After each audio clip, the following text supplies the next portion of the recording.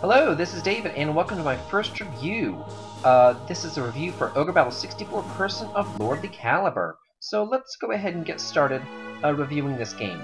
Let me start off by saying that I personally really don't like real-time strategy games. However, this game, I didn't mind. There is a lot of menu control. You can look over every single character. So you organize your characters into separate units, and you are able to equip them with items, weapons, armors.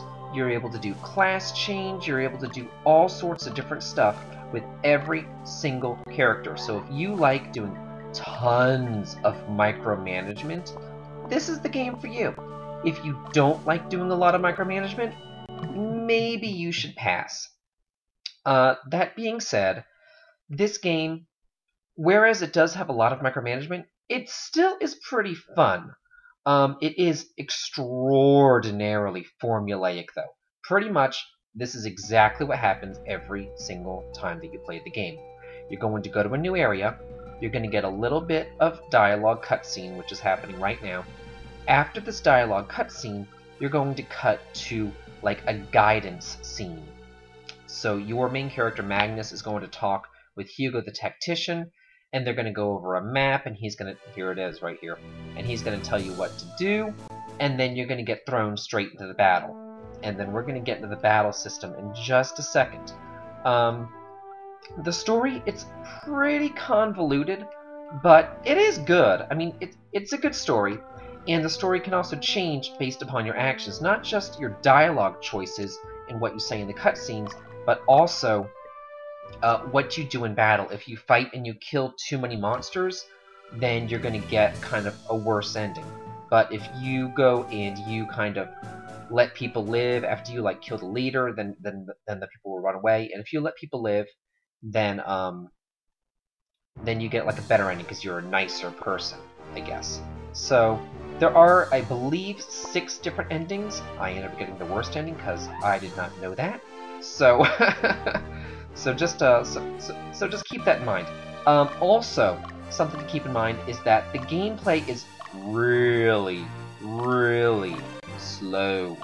So, as you see them move, this is the pace that they move on the fastest speed available.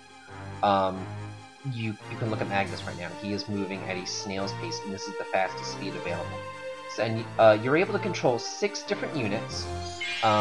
On the map screen, but let's talk about the battle since we are in a battle. You have 5 characters per unit, and you do not control the battle. The battle is completely 100% controlled by AI.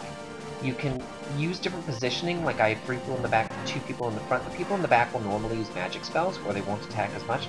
The people in the front will take the majority of the blows, and just normally attack. So you want to put magic users in the back, and you want to put regular fighters up front. After somebody's killed, they'll normally drop a treasure, like what just happened right there. Something also to keep in mind is that a lot of the bosses, they're kind of throwaway bosses. And what I mean by that is, you never really hear about these people. They just kind of pop up, boom, they're a boss, you kill them, they die, and they tell you, we'll get you yet, my pretty, something kind of like Wizard of Oz. So this is another battle. But anyway, this is another problem with this game. Because the system is so incredibly slow, I wouldn't recommend playing this on a console. I would recommend emulating this game because of the fast forward option. This game is just painfully slow without the fast forward. So you want to make sure that you have that available. But the emulator screws up like this and you get a black screen every once in a while. So it's not a big deal. It's still totally playable. But, it is kind of bothersome. So whenever you're moving your people, you just select your person, like you select Magnus, you give him a command, you move him, and then you move him where you want him to go. So I want him to go over there. So I'm going to move him over there, and then he's going to walk at a total snail's pace. So it really is kind of an issue as far as that's concerned. There's tons of battles. And then also, if your characters die, it's semi-permadeath. It's not permanent death, because you do have a revival option. What happens is, if one of your guys dies, then you have to go and you have to find a, what's called a witch's den.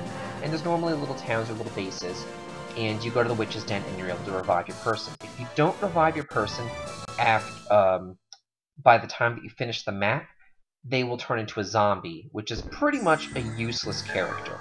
So that is a major problem. If you're a fan of Fire Emblem, you would like this game. However, it's not a turn-based strategy game, it's a real-time strategy game. Everything happens in real time. As far as the story is concerned, I said that it was convoluted, and there really is no love story. If you're a fan of a love story, there really isn't one, unless you count Magnus and Yumel, which are two guys, pretty much.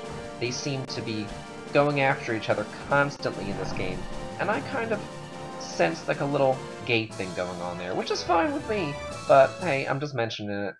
All in all, I had a lot of fun with this game. I really enjoyed this game, even though it is a real-time strategy game, and I really don't like real-time strategy games. I've been known to see a game like Final Fantasy Reverent Wings for the DS and been like, ugh, I'm not even gonna buy it. It's real-time strategy. I'm not dealing with it. This one, I liked. I really, absolutely, thoroughly enjoyed it. So, you know, give it a shot. Even if you don't like real-time strategy games, I would recommend playing it on an emulator just for the fast forward, because it really is a deal breaker if you have to go through this at a snail's pace. So anyway, I enjoyed it. I'd give it probably like a 7 out of 10 or so. But then again, you know, if you like real-time strategy, I'm sure it would be a 10 out of 10. It is a good game. It is a good story. It is really well thought out. And it is an Atlas game. Hey, can't go wrong there.